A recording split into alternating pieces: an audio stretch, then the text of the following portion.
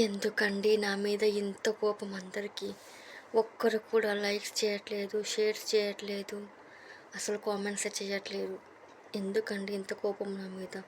అసలు అర్థమే కావడం లేదు. నా వీడియోస్ నచ్చట్లేదా? లేకపోతే నేను చేసే దాంట్లో ఏమన్నా తప్పుందా?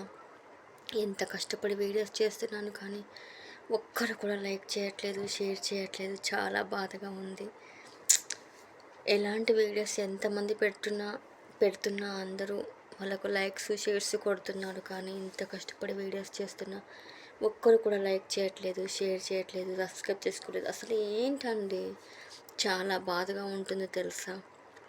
ఎంతో కష్టపడి నేను వీడియోస్ చేస్తుంటే కనీసం ఒక్కరు కూడా లైక్ చేయట్లేదు, షేర్ చేయట్లేదు, కామెంట్స్ కూడా చేయట్లేదు. అంత తప్పు ఏం చేశానండి నేను? ఎందుకండి ఇంత బాధ పెడుతున్నారు? అందరిలాగా లేనా? అందరిలాగా వీడియోస్ చేయట్లేదా?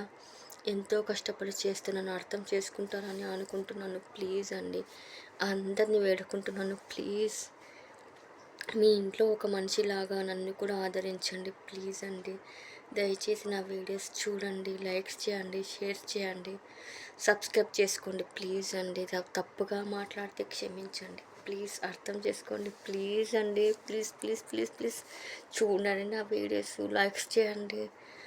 మీ వ్యూస్ కోసం ఎంత ఎదురు చూస్తున్నానో తెలుసా. రాత్రి పగళ్ళు వెయిట్ చేస్తున్నాను, ఎవరైనా కామెంట్ చేస్తారేమో, లైక్స్ చేస్తారేమో, సబ్స్క్రైబ్ చేసుకుంటారేమో అని. అరే, రోజుకొక సబ్స్క్రైబర్ వచ్చినా కానీ నెలకు 30 మంది అవుతారు.